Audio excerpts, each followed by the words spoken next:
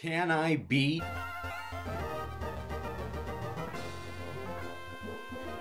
with each gym leader's best Pokemon?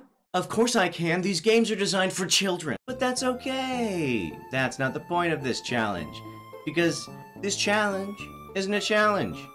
This challenge is a tribute to the best trainers of the Hoenn region, the gym leaders. I want to see just how badly I can beat this game at its own game. Alright, let's go over the rules. Rule 1. I can only catch and use the signature Pokemon of each gym. I can catch others to use HMs, but I can't use them in battle. Rule 2. I can only use a move if it's used by the gym leader's signature Pokemon and nothing else. Rule 3. I can't use items in battle, though I will be giving my Pokemon held items. And Rule 4. Other than speed hacks, I can't use any cheats or exploits. Unlike Madry Beard, a great inspiration of mine, and other YouTubers who make these Pokemon Challenge videos, I write my script after the run is recorded and the footage is all stitched together. So, even though I already know how everything goes down, make your guesses in the comments of how many times it takes me to beat the Elite Four, and with how much of a level advantage or disadvantage. Alright, let's begin. I choose Mudkip as my starter, mostly for the meme, but I'll also need him for all the water-based HMs in this game. I name it Subscribe, which is what you should do right now if you haven't already. If you are one of the 700 plus people who subscribed from the last video, thank you, you're amazing, and you made all of this so worth it. I head to Petalburg Woods, where I find my first available Pokemon, Slackoth. I catch one and name it Norman. Let's talk about Norman for a second. His moveset includes Counter, Yawn, Facade, and Feint Attack. But this Slackoth that I just caught only knows Yawn right now. This means that I can't attack with the Pokemon until it learns Feint Attack. I'll have to swap train Norman with Subscribe for a while. Howevskis, here's a neat fact that I didn't fully understand until it was too late. Slackoth will learn Feint Attack at level 19, but only if you stop it from evolving at level 18. If it does evolve into Vigoroth at level 18, it will learn Fury Swipes at level 19 instead. So here's me doing just that. And here's me realizing exactly what I had done. No. No! 19 level learns Fury Swipes? Not... Anyway, I have to break my second rule, just this once, and use Scratch, Encore, and Slackoth for the first gym. I face off against Roxanne and her gallery of beautifully crafted stone carvings. Norman starts off with a yawn because art shows always make him tired. He's really not appreciating the art for what it represents, so he scratches the phrase "Norman was here" into the side of one of the statues. But this art is interactive and fights back, throwing rocks all over the place. This only makes Norman more pissed. As he lashes out against the statues with his claws, he screams at Roxanne, "Good art shouldn't have to require my active participation!" Finally, Roxanne sends out her masterpiece, Visage avec bec, or Face with Nose. Face with Nose has a freakish amount of defense, so Norman spends several turns going through all his power points until he can struggle his way to victory, winning me 2 tickets to Roxanne's next art showing. Cool. Oh, it's on the 5th? No, I can't make that one. I'm so sorry. Later, in a dark, nasty cave, I find a rather large feral child wandering around. I catch it and name it Brawly. Alright, let's talk about Brawly's moveset. Brawly learns Arm Thrust, Vital Throw, Reversal, and Bulk Up. All easy enough to manage, as 3 of them are learned by leveling up, and Bulk Up is a TM we receive from our next gym battle. Totally doable. Speaking of Brawly, let's go beat him in his gym for toddlers. First up is Machop, and Norman immediately puts it to sleep with Yawn. Now Brawly can come out to finish him off. Up next is Meditite, whose only move is to sit quietly and punch you if you don't attack him. So, Brawly attacks him over and over again, even as he tries to heal, until Meditite goes down. Finally, Brawly sends out his Makuhita. Norman puts him to sleep, and Brawly just beats the stuffing out of him, winning me free Mommy and Me gym classes. I don't have kids. Do I? Do I? Next, I need to use a few HMs, so I find a wild Sableye, catch it, and name it like the video, which is what you should do right now if you haven't already. If you are one of those 1,000 people that liked this second video, and one of those 500 people who liked the first video, I don't know what to say. You're amazing. You're the best. Thanks. Later, in some grass, I find my next available Pokemon, Electrike. I catch one and name it Watson. Let's talk about Watson's moveset for a sec. So, Watson knows Quick Attack, Thunder Wave, Shock Wave, and Howl. All super easy to obtain, as 3 are learned by leveling up, and Shock Wave is given to me after I beat the next gym. I feel like I'm repeating myself. Anyway, next I face off against Bernie Sanders and 4 of his more than 1 million grassroots volunteers. He's really a gym leader for the people. First up is Voltorb, and the strategy here is just to clean sweep his entire team with Brawly. At this point, he's just super over-leveled. I didn't really want to do that for this challenge, but that's how it worked out for this. Brawly takes them all out, winning me free universal healthcare for every person in America. Alright, let's catch more Pokemon! Now that I have the HM for Rock Smash, I head back to Granite Cave to find my next available Pokemon, Nosepass. I eventually find one, catch it, and name it Roxanne. You don't gotta put on the red light, Roxanne. Let's talk about Roxanne's moveset. She knows Block, Harden, Tackle, and Rock Tomb. All super manageable, but very underpowered. I'll have to play it safe with Roxanne if I want to use her at all in the game. As we walk through a boiling hot tunnel, I find my next available Pokemon, Torkoal. I catch it and name it Flannery. Cool! Let's talk about Flannery's moveset. She knows Overheat, Sunny Day, Body Slam, and Attract. Overheat is a cool move, but it harshly lowers Flannery's special attack each time she uses it, so I'll have to swap out a lot if I want to use Flannery multiple times. Sunny Day will come in handy, as will Body Slam and Attract if I encounter any dumb boys. Later, in a patch of grass, I find my next available Pokemon, Swablu. I catch it and name it Winona. I just want to get to know ya. Alright, let's talk about Winona's moveset.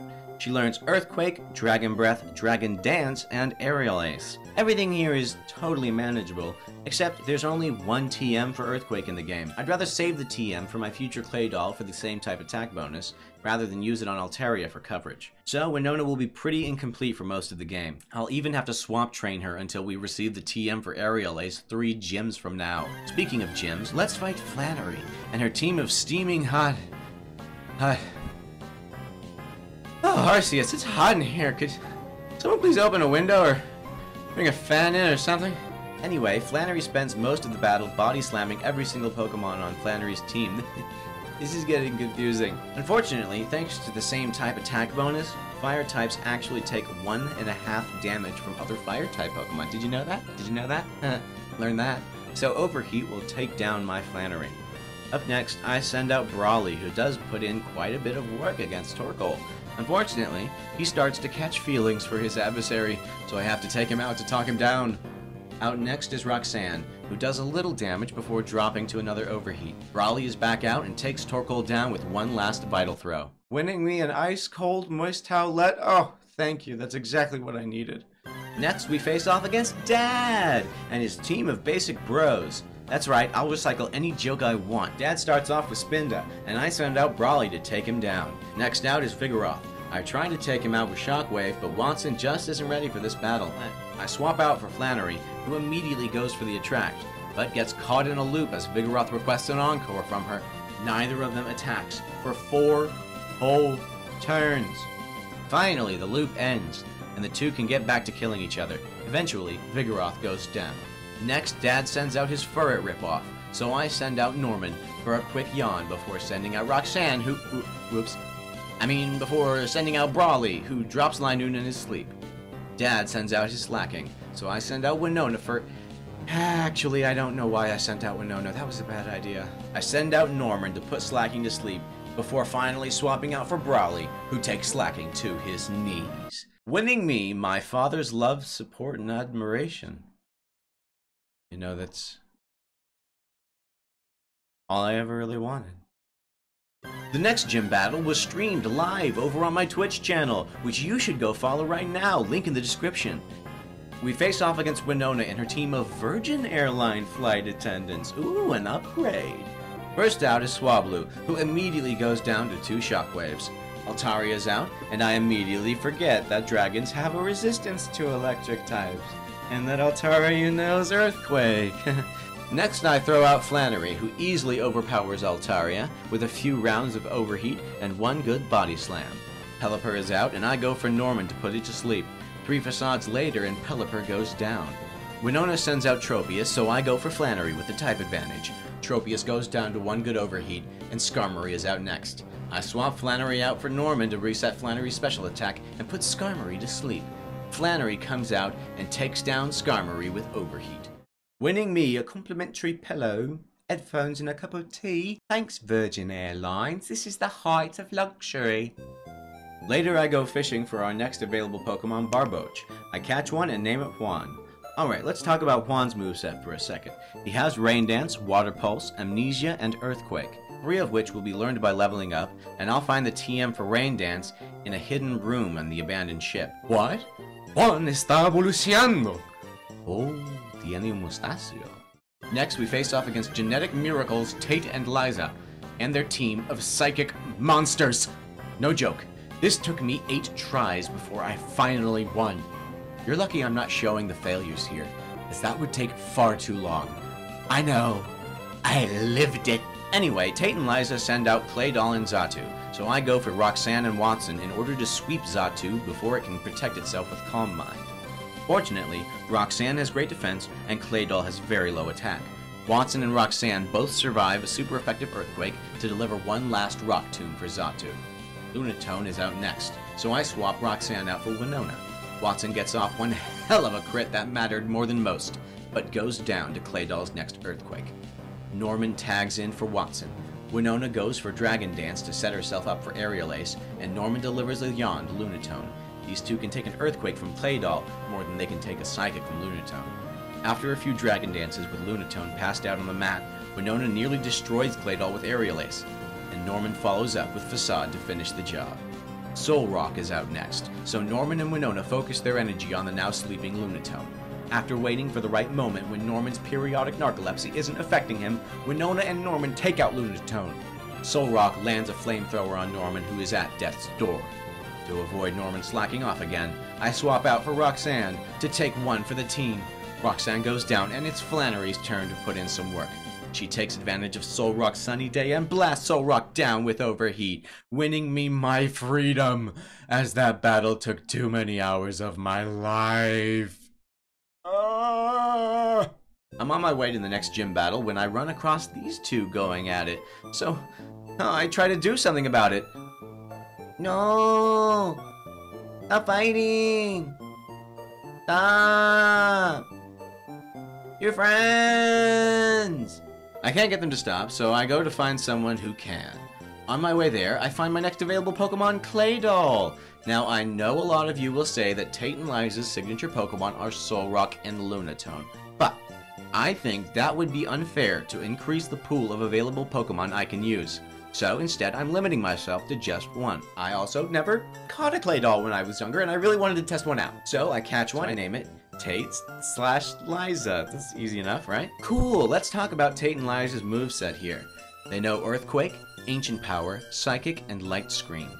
Easy enough, as Light Screen and Ancient Power are learned by leveling up, and Earthquake and Psychic will be learned from TMs, which I'll find in the Team Aqua hideout in Victory Road.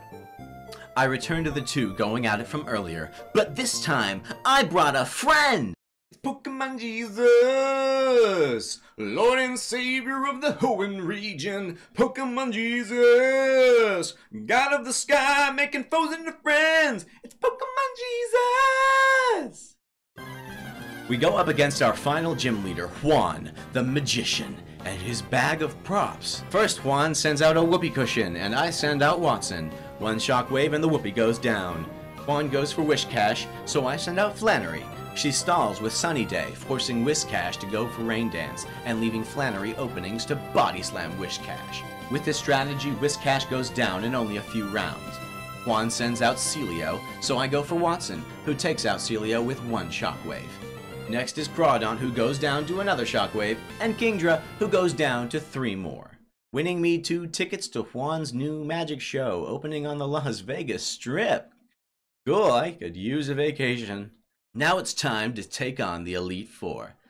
I want you guys to know it took me more than 15 tries to beat the Elite Four with this team.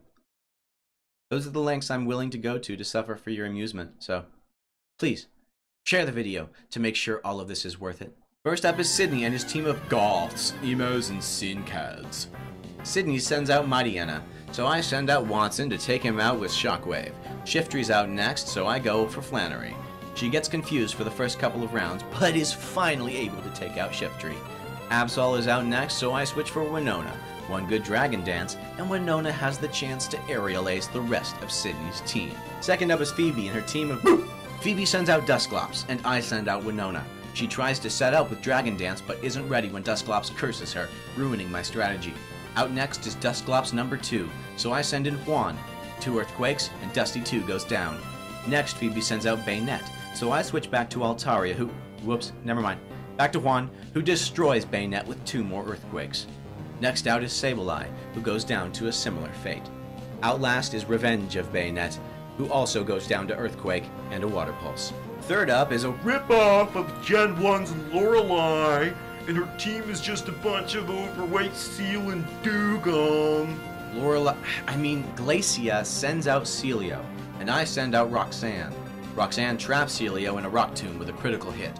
Out next is Walgreens, so I send out Watson to take them out with 2 Shockwaves. Glacia sends out a fan-made Dungeons & Dragons monster. Gotta say, I want MDB and all of his fans to know I'm only stealing that joke because it's brilliant and I'm not proud of it. Get at me in the comments. I swap back out for Roxanne, who takes out Glalie along with Glacia's next Celio. Roxanne misses every shot on Glalie number 2, so Tate and Liza comes out to finish the job.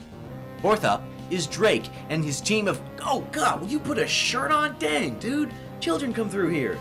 Drake starts off with Shelgon, who wastes his turn with Protect, while Winona wastes her turns with Dragon Dance.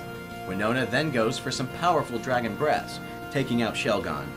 Next, Drake sends out Altaria, and I send out Roxanne, who immediately drops Altaria out of the sky. Out comes Kingdra, and I swap out for Winona, who again annihilates her opponent.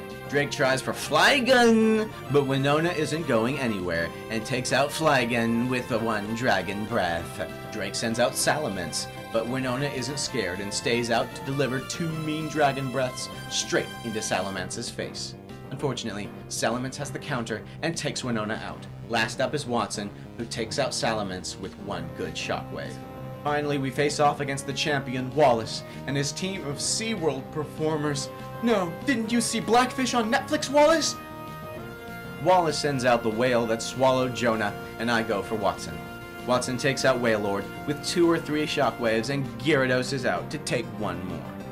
Up next is Whiscash, so I swap out for Juan, and we got ourselves a good old-fashioned catfish fry. Juan is nearly too crispy when I swap out for Winona. She sets up the field with a beautiful Dragon Dance before dominating Whiscash with Aerial Ace. Out next is Tentacruel, so I go for Watson, who deals more heavy damage with Shockwave.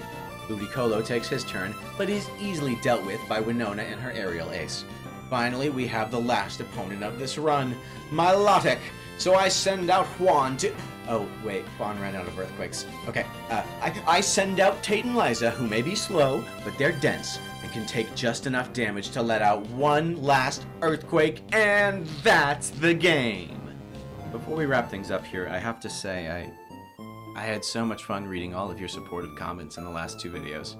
It really means the world to me that 35,000 people would take the time out of their day to laugh at my dumb Pokemon jokes. We've got 1,000 likes, 200 comments, and more than 800 subscribers from the Johto region. So, I want to challenge you. Let's see how many likes we can get for the Hoenn region. Dare I say 10,000? We'll see. Remember to comment your favorite part below, follow me on Twitch and Discord to know when I'm streaming, subscribe if you really want to support the rest of this series, and if you dare, share the video with all your Pokepals. Thanks for watching, and I'll see you next time in the Sinnoh region.